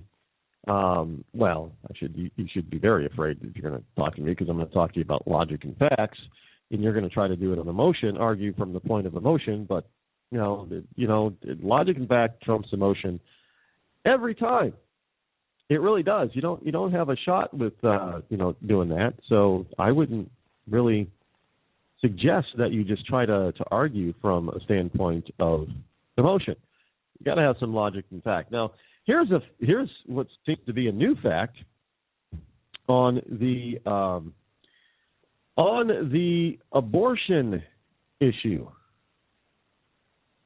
I know people don't like to get into the abortion issue, but hey, look, this is something that's rather important because we always hear from the left that, we on the right, we're just, all we want to do is control a woman's body. And we don't have a right to control a woman's body, but nobody ever stops to consider at least on the left, they don't stop to consider the life of the child, the unborn baby. Well, evidently, regular people are starting to pay attention to the unborn baby, and they're expressing their decree of when life begins, because we always hear about, well, when does life begin? And I've always said, well, this is pretty simple. When life begins, we can just take it from a scientific standpoint, and if we go to the point where we say that life ends, and scientifically and medically stated, we pretty much agree. Science and medical science pretty much says that when there is no brain activity, then if there's no brain waves at all, then you're gone. You're not coming back. If there is brain activity, even if you're in a coma, then there's a chance for you to come back and live. So we have that as a standard for when a person is dead or not. So if we apply it to the beginning, shouldn't we say, now this is when I always say, well, you know what, let's compromise on when life begins. If we're going to say medical science says that life pretty much ends when there's no brainwave activity, well, how about when there starts to be brainwave activity? And we happen to know that brainwave activity starts sometime at the beginning of the second trimester. So then, at that particular point, why can't we compromise and say that's when human life begins? Well, the left, they get beside themselves and they say, no. But then the left goes out and makes these laws. The fetus, it's still a fetus. It's just a lump of flesh. But then those same people will advocate for and get laws passed that say that if you kill a pregnant woman, well, you're probably guilty of two murders, not just one, the mom and the unborn child. Well, wait a minute. How can you be guilty of murdering an unborn child if it's unborn, and you're saying that it's just a lump of flesh when it comes to abortion? So let me get this straight. I've asked this question. If the mom wants to have a late-term abortion, she gets in her car and she's on her way to the abortion clinic, wherever it is. It's probably Planned Parenthood, but she's on her way to the abortion clinic, on her way, and she gets T-boned by a driver who runs a red light. Mom and an unborn fetus is killed instantly. Now, this driver, they find out, well, he had a couple of beers. So now he's going to get tagged with vehicular manslaughter of two people, not one. Well, wait a minute. His mom was on her way to get rid of this kid. But now you're going to say, oh, he killed two people. Well, actually, he only killed one if you're going to follow your logic. See, but you're making these laws based on emotion because, it's so terrible. This guy was driving drunk or under the influence and he killed this pregnant woman. But on the other hand, you're saying, well, this pregnant woman has a right to end her child's life if she wants to. So the mom has a right to end the child's life, but somebody else doesn't, who's not a doctor. Yeah, how does that make any logical sense? Well, evidently a lot of Americans think that type of thought process is stupid. This is a story from Hot Air. Here's a poll. 52% of Americans say life begins at conception. Not sometime after, not in the second trimester, not in the third trimester, not when the kid is born, not when the kid takes his first breath, but at conception. So that ends that argument as far as I'm concerned about when does life begin, because, we're always told, well, the majority of Americans want gay marriage, and the majority of Americans want equal rights, and the majority of Americans want this, and the majority of Americans believe that there should be a woman's right to choose. Well, hey, guess what? The majority of Americans say life begins at conception. Now, here's part of the story that was in Hot Air. Police said Lane, this is in March, the Boulder County District Attorney's Office announced that Donnell Lane would not be charged with murdering Michelle Wilkins' 7-month-old baby. Now, Lane attacked a pregnant Michelle Wilkins with a knife, cutting out her baby in the melee. Yeah, that sounds pretty gruesome. Now, police said Lane, who was a Colorado certified nurse's aide, attacked Wilkins, who's 26 years old, on March 18th at Lane's apartment in Glen Place in Longmont, Colorado. Now, Wilkins went to the home at about 11:51 a.m. to respond to a Craigslist ad of baby clothes for sale. Now, Lane's husband, David Ridley, came home at 2:15 p.m. to take his wife to a prenatal checkup.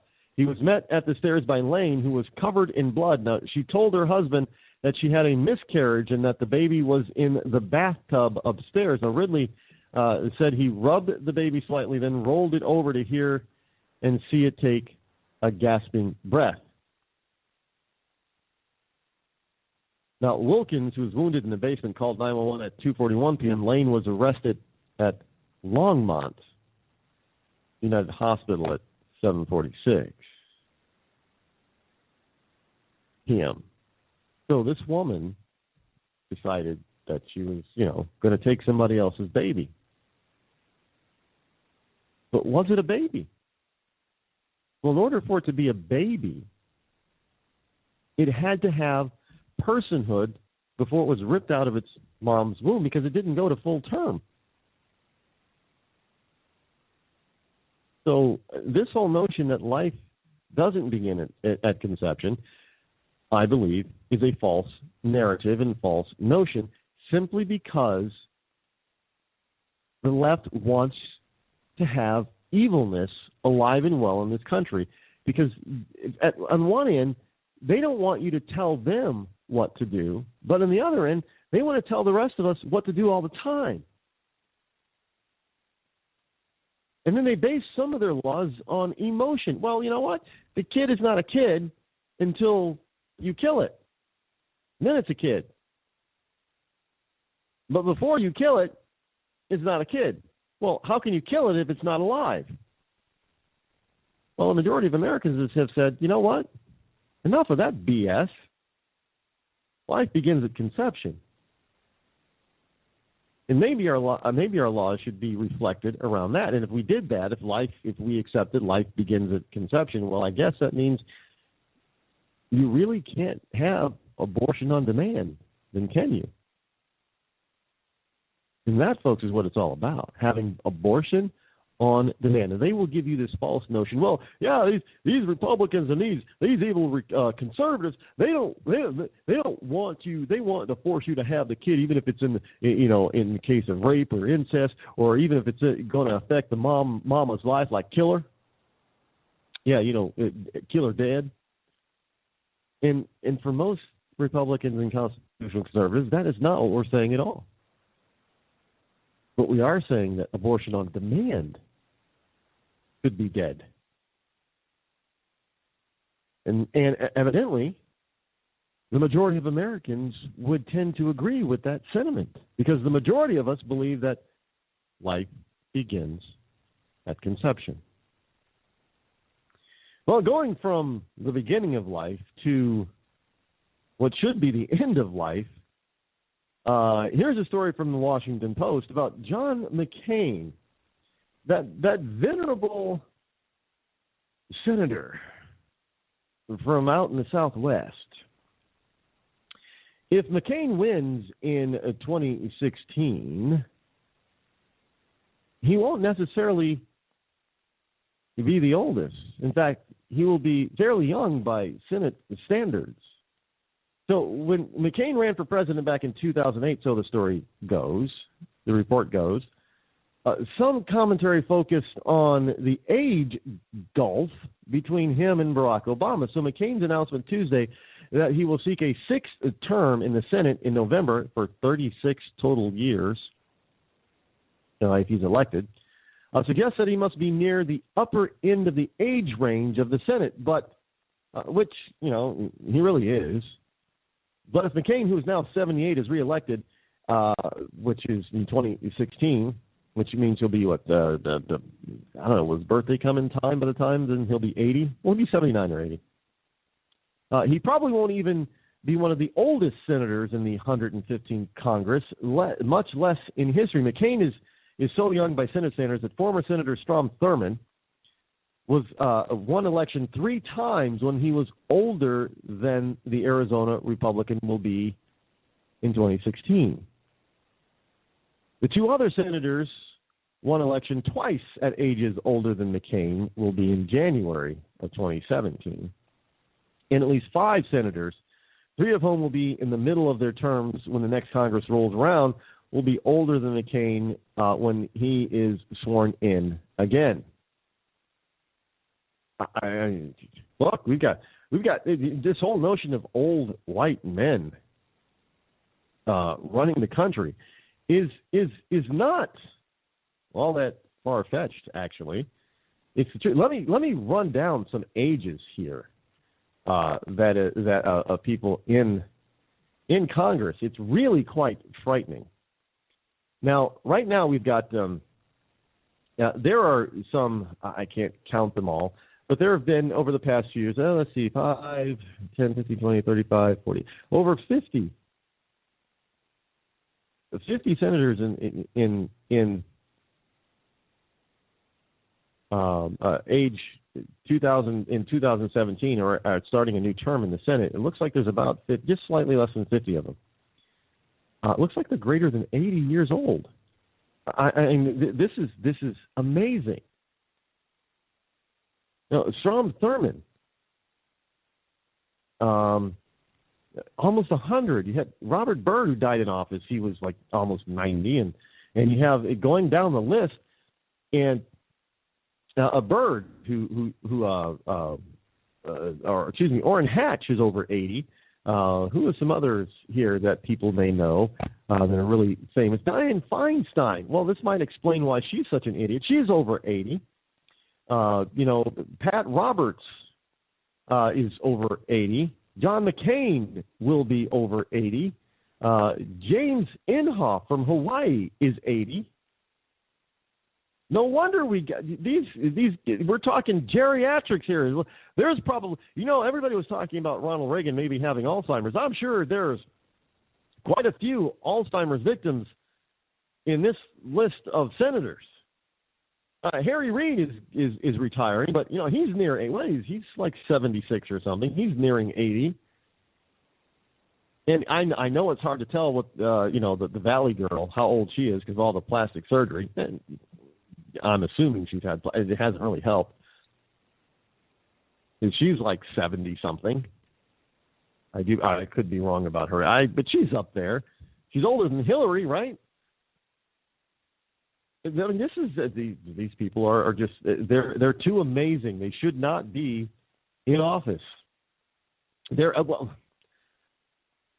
Look, there is a time when it's time to move on and get somebody. I'm going to have to say it younger. I'm sorry, you've been in office 30 years? Are you kidding me? That should not happen. I don't care what your age is when you're elected, as long as you have your faculties and you can think straight. I agree with that. However, if you've been there for 4 or 5 terms already, you're old and stale at any age. It's time for somebody new. You're not the only qualified person in your district that can hold your seat. Get out of the way. This is why we need term limits. Because term limits would prevent all these geriatrics from, there's all that experience, Rod, and wisdom of age. Well, really? Are you going to infer that wisdom onto Harry Reid? Have we lost all sensibility? You're going to infer wisdom onto Inhofe, one of the most liberal people out there, senators. You're going to infer that wisdom over to Nancy Pelosi? Barbara Feinstein? How about Maxine Waters? How old is that bat? I mean, really, seriously. We got to infer wisdom onto those idiots? You know, wisdom does not necessarily come by age. I know some 18 to 20-year-olds that are very wise. And I know some 60-year-olds that are just very immature and unwise and stupid. And that's the same for being in Congress, whether it be in the House or the Senate. There are some in there that are pretty wise at a young age, and those that have been around for a long, long time. I mean, you seriously wonder if they have all their faculties. Because when they open their mouth, I mean, even their own supporters, sometimes their jaws drop and hit the floor. I mean, she said, "What?" We have to pass the bill in order to find out what's in it. I'm sure there were, plenty of her staffers that were running around thinking, "Oh my God, how are we going to spin this one?" Not going to be easy to spin that. There's another poll out there. I know for a person who really doesn't like polls too much, I seem to find them a lot. Well, they come across my newsfeed, and they grab my attention because of the headline, and then they give me all this stupid information. And again, I'm not a big fan of polls. I don't care if they support my theory or my political view or personal view or not. I don't really believe in polls because polls can be manipulated. However, there is some truth in the polls, especially when they're done by liberal organizations or liberal-leaning poll takers with a liberal-leaning poll question, and the number still comes out to be a majority on the conservative side. I then realize that if they're asking in such a way as to get a more liberal response and they're still getting the majority as conservative thought, well, that means that a vast more majority of those being polled, as well as those not being polled, are more conservative than liberal. Well, I mean, you can't deny that. I mean, if you get an ABC, CNN poll or something like that, and it says, 60% of American people believe that, in this way, and it's conservative in thought. Well, if CNN is involved, that's probably down by 10 points. So the number's probably closer to 70%. Just saying, this is how you have to look at the polls, and it shouldn't be that way. But look, the lamestream media shouldn't be the way that it is either, but it is. So you have to look at each part through a filtered lens in order to get a good idea of what the truth is. But here's another poll, and I got to tell you, and this is a Newsmax, and I got to tell you, I'm thinking it's probably not too far off. This is a poll on Obama, and the poll basically says that Obama is far more popular in Cuba than in the USA. The results of a new poll shows that President Barack Obama is far more popular in Cuba than he is in the United States. This is a Bendixson and Amandi poll for Univision Fusion. Noticias Fusion. Hispanic, obviously, Spanish.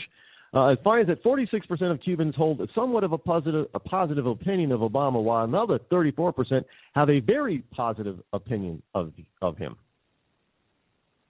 Now, this Univision Noticias Fusion obviously is, because you're looking at Univision, it tends to be a little bit on the liberal side. But basically, it says combined, that amounts to about an 80% approval rating, which is much higher than Obama's approval number in the U.S., which is currently at 47%. Now, the Fusion poll found that Cuban President Raul Castro approval rating is at 47% in Cuba.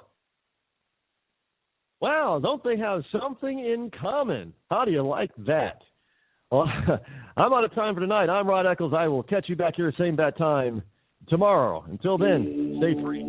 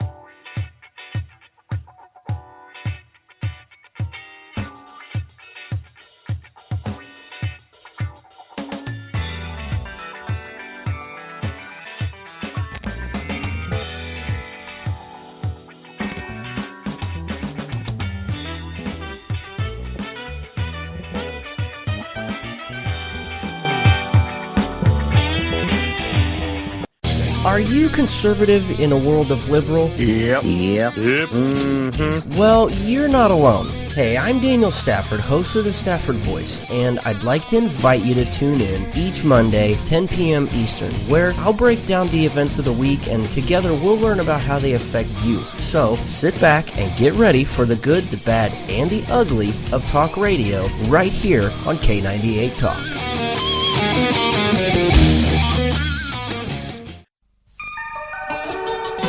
The staff of K98 Talk and the Spark Radio Network is proud to announce that our very own Rowdy Rick Robinson has been selected as one of the top conservative talk show hosts in the nation for his program America Off the Rails. Again, congratulations to Rowdy Rick Robinson for a job well done and another reason to stay connected to K98 Talk and the Spark Radio Network.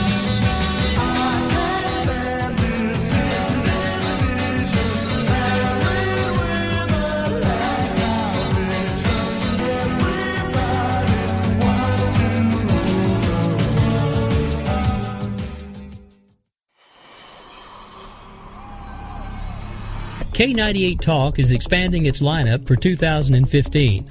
This means we are expanding our advertising base. Whether you're a startup trying to push through to the next level or an established business trying to supplement your advertising budget, web-based advertising is a solid investment. Thanks to Talk's newest partnership with TuneIn Radio and instant access to our sister station, K98 FM, we give you worldwide access at a reasonable cost. Interested parties should email us at sales@k98fm.com.